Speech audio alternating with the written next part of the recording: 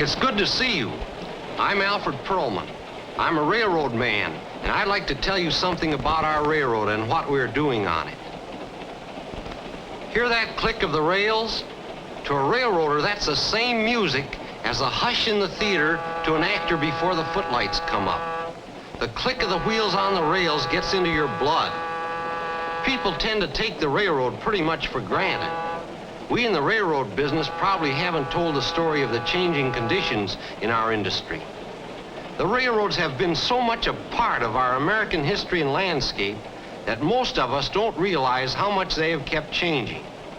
For the railroads have changed with the times, and now they have entered what is perhaps the most dynamic period of our development. That is what this picture is about. I hope you'll enjoy it.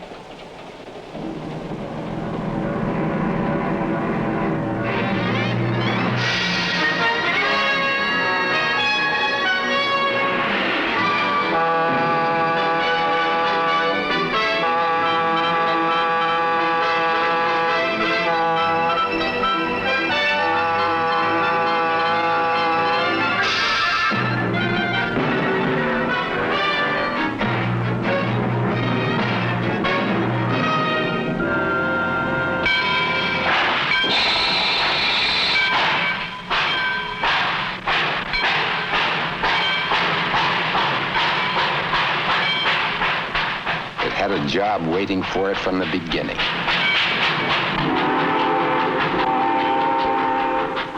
Power on the move, looking for wilderness to eat up. Its smoke signals said, "We're coming west with everything you need to clear a forest, make a homestead, build a town." It said, "We're coming east to keep your cities fed, your industries alive and growing." Heavy load to carry, carrying the country on its back from the 19th into the 20th century. From the furrow of the rails sprouted our modern industrial world. The idea of masses of goods for masses of people took shape.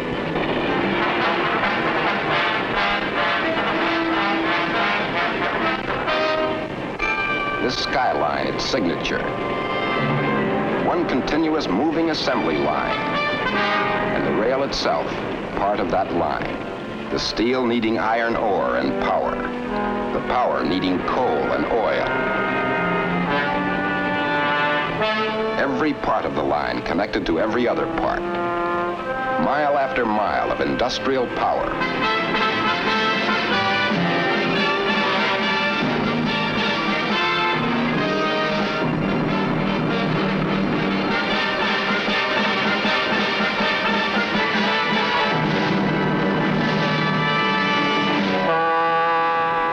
Assembly line of the American economy, and the rail itself part of the line. Like Greenwich time, the freight car load is a standard. It registers the health of the economy. A freight train packages factory loads, tonnages, iron mines, cattle ranges, packages quarries, forests, wheat fields. More than 100,000 freight cars loaded and put on the move in the United States every day. And tomorrow the load will be heavier. To increase efficiency, the railroad calls on modern science and research. Science and research, key words in industrial progress.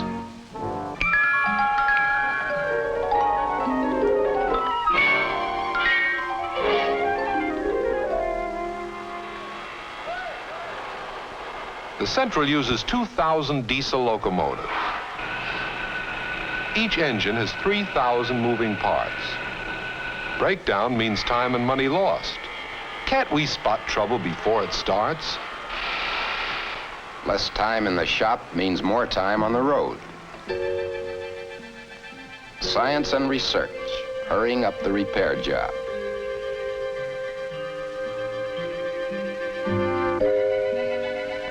instrument is the direct reading spectrometer in the research lab of the New York Central Railroad in Cleveland.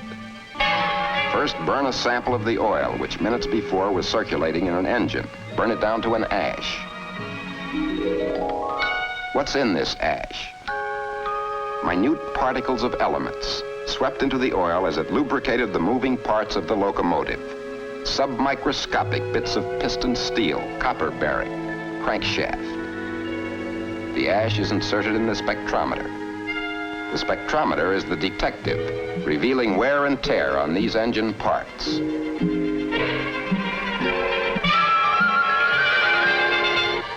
Time for analysis, 47 seconds. By chemical analysis, 2 months. By checking wear and tear figures on each locomotive against previous readings, trouble is averted before it starts, saving millions of dollars a year.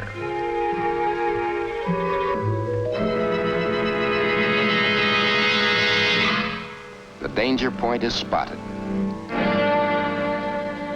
Time presses. Wheat, steel, meat. Tomorrow's necessities can't wait.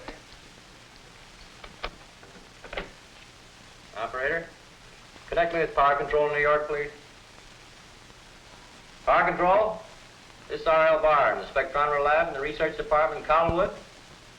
Yes, we're issuing an MB325 on Unit 4200 for immediate bearing inspection. You cut the engine out in Buffalo.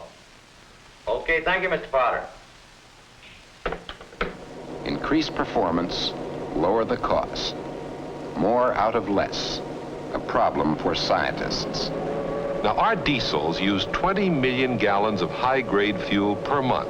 Cut the cost of a gallon by just 1 cent, and you save more than $2 million a year. Puzzle for the technician. How do you transform an inferior product into a superior one? Find the right working equation.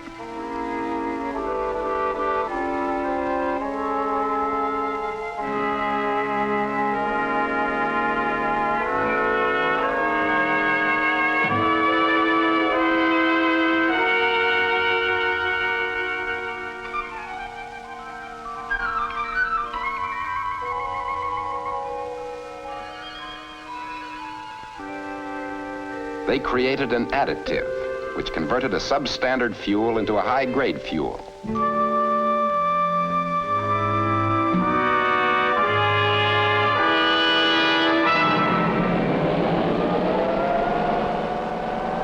More out of less. More speed, more power for the big train. In the Central's atomic laboratory for authorized personnel only, an atomic switch lamp is being tested. Self-powered, it will burn continually for 12 years. Can the traditional rail shape be modified to support heavier loads at greater speeds? Experiment, a dry lubricant for locomotive gears, which could simplify engine maintenance. From roadbed to signal tower, the American Railroad is being refashioned. Harold, you're going to take your cars as you're getting off. Electronic freight yard, the frontier yard of the New York Central at Buffalo. 1 yard that took the place of 8, and more like it being built.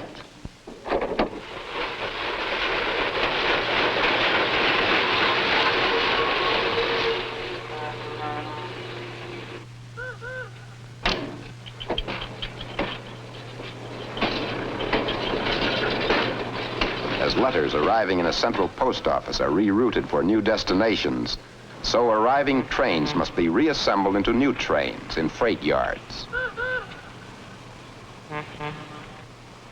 Frontier Yard can handle 3,000 cars a day and set them moving on their way 3 times as fast as it used to take.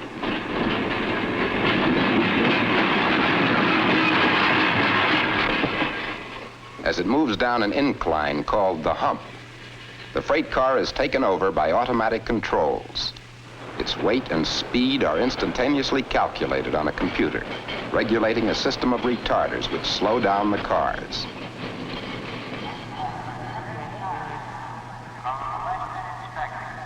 They move on their assigned tracks to assembling trains at the exact speed necessary for smooth coupling.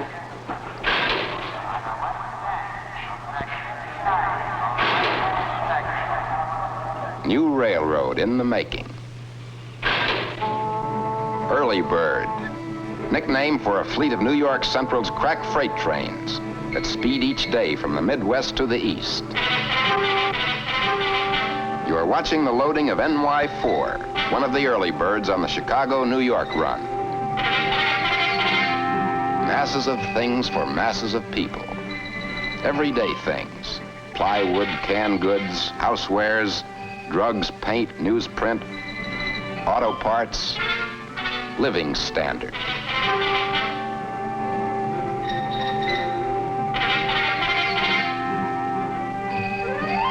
Auto parts, housewares, meat, copper wire, brass fittings, even as they go aboard, every shipment, its description, destination, and car number is registered, fed into teletype machines. At the same instant, the loading is being recorded in bureaus in Cleveland, Detroit, and New York. Throughout its length, the electronic nervous system of the railroad is alert.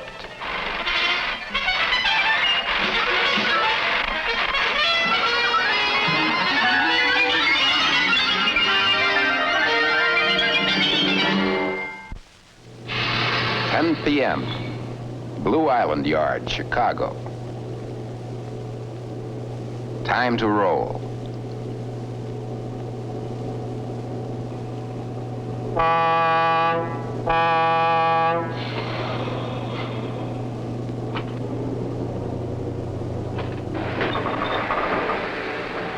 The early bird gets underway. Destination, New York.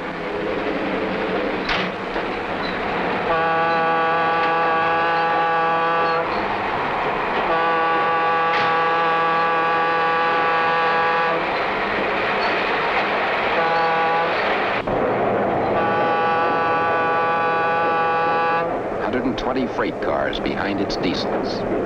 Payload 4,000 tons. 8 million pounds of freight on the move. Moving against the industrial skyline, which 100 years of train movement helped to make.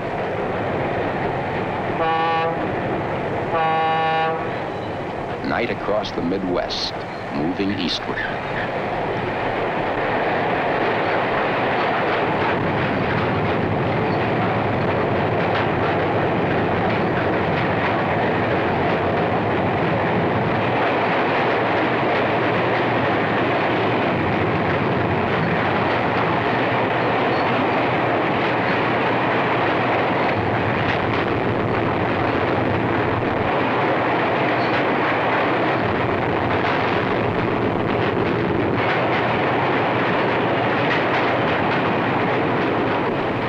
Has work to do. It got the job 100 years ago, and will have it tomorrow, carrying the load.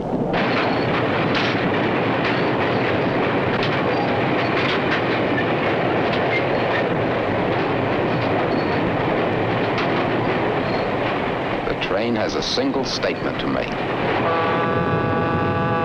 Coming through.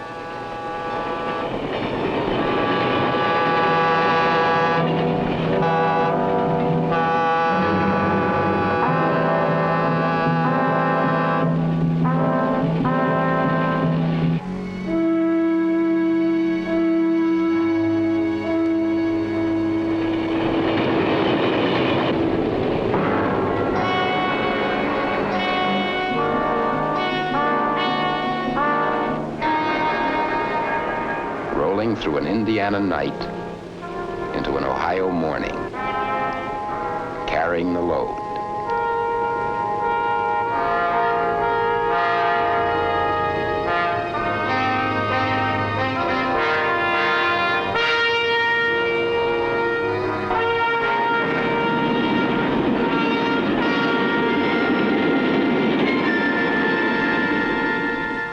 Hollywood, Ohio.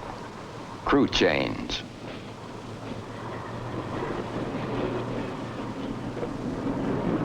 As trainmen have done since the first wood burner ran, the old and new crews exchange greetings, news of families.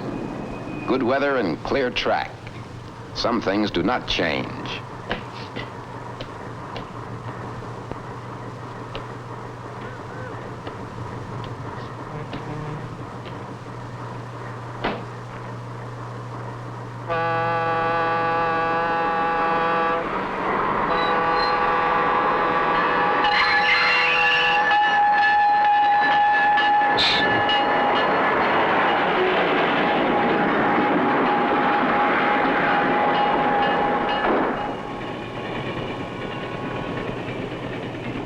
Harvest comes as it came when the steam engine ran on this track, comes across Ohio. Over the old right-of-way moves the new train, moving through the old unchanging forms of corn and grapes and wheat growing. The right-of-way ahead made safe and smooth.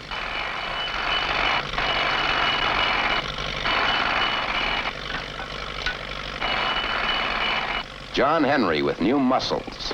There's not a man alive can pull and drive spikes like this. Or raise up rails. Or pack the ballast.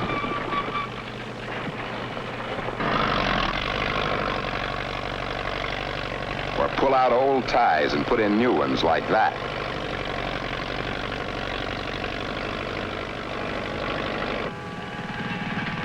And smooth down the road bed, so it's set for that train to roll through.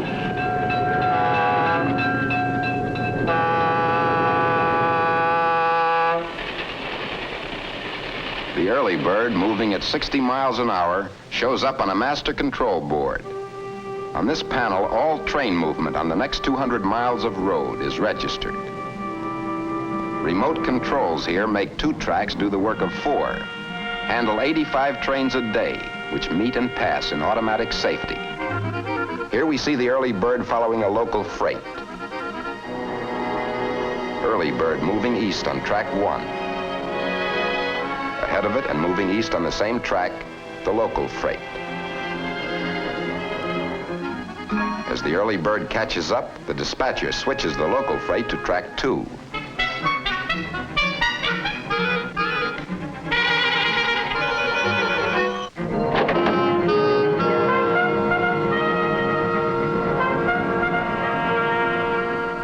Freight moves over.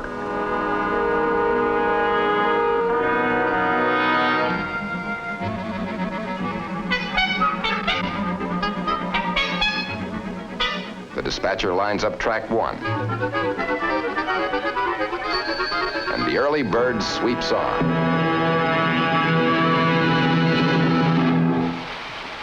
Throughout its length, the electronic nervous system of the railroad pulsing.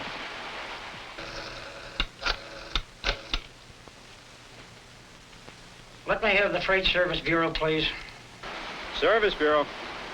This is Sutton of Brinkman's. Can you tell me when I can expect a New York Central 64-247? Out of Chicago on the 23rd. Okay, I got it. Hold on a moment, please.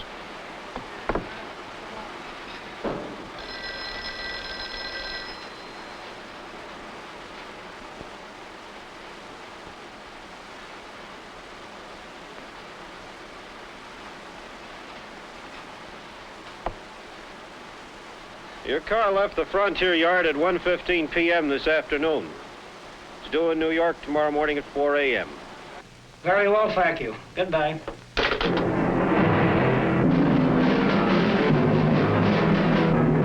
Coming through. Destination New York.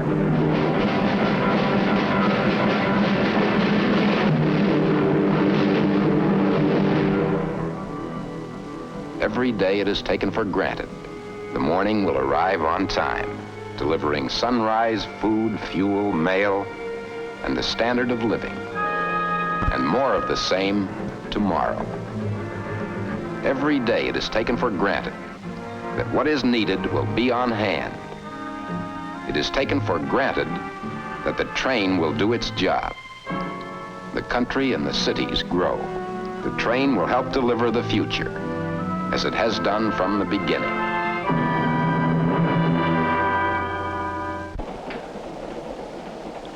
But that is only half the story. I'd like to tell you the other half myself. But first, a question. How would you like to run a business if the government used your tax dollars to build one alongside you, then made it tax-free and turned it over to a competitor, and helped him operate and maintain it? That is the problem of the railroad. Now let me go back a little in railroad history. In the 19th century, the railroads had a virtual monopoly of inland transportation. Regulation of the railroads grew up with that monopoly in mind. They were necessary laws. Indeed, they made sense. Half a century ago, today these laws still control railroad operations. But what happened to our monopoly? Is it in the passenger transportation? Is it in hauling freight? Well, what happened to our monopoly? As all of us know, it has disappeared. But you never know it from the volumes of laws and regulations that still govern our railroad operation. Here is an airport, a modern, up-to-date airport. Who paid for it? Why, like every airport, the taxpayers did. The local government took tax money to build it, or it floated tax-exempt bonds to build it. And it got the federal government to put up more tax money from all of us to help in its construction. Now here is a rail terminal, not quite as up to date. Who paid for that? Why, the railroad did. And it not only paid for it, but pays taxes on top of it. $3 million a year, to be exact. Now that makes a difference. Airports, bus terminals, truck terminals, bridges, tunnels, ultra-modern freeways, government-dredged waterways, the rights-of-way of our competitors, billions of dollars worth of property built and maintained by taxes, yours and ours. The right-of-way of the New York Central, 10,000 miles of it, our bridges, our freight terminals, our passenger terminals, our research installations, not only built by us, not only maintained by us, but in addition, we pay property taxes of $40 million annually. Taxes that go to support community activities like schools, the fire department, the police department, the highway department. Quite a contrast to our competition, isn't it? And yet the railroads are the lowest true cost producers of mass transportation. The ships in the St. Lawrence Seaway, the trucks on the highway, are not truly producing transportation as inexpensively as the train, when you realize how many of their costs are paid for by the taxpayer. Which brings us back to our question. How would you like to run a business if the government built one alongside you and made it tax-free and then turned it over to a competitor and helped him operate and maintain it? That is a problem of the railroads. Now, despite outdated policies which restrict us, discriminate against us, and would have put any other industry out of business, the railroads have made progress. And you've just seen how much we are doing to make even more progress. But in a competitive free enterprise society, we cannot indefinitely run a business in competition with government-financed, government-supported business. What we have is a lopsided transportation policy on federal and state levels, a policy which is slowly squeezing the life out of our railroads. What do we ask? Well, that's simple. We ask for an up-to-date, fair transportation policy. We ask that all forms of transportation pay their way, as now only the railroads do. Or failing that, we ask the same tax benefits and the same government support under which other forms of transportation operate today. We are not just discussing a 4% return versus a 6% or 8% return. We're discussing the steady expansion and growth of American industry as a whole. We're discussing your standard of living and comfort. We're discussing your better standard of living and your greater comfort tomorrow. You can't have them without modern and more efficient railroads unless you know the facts and demand a modern transportation policy which gives equal treatment to every form of transportation. Thank you.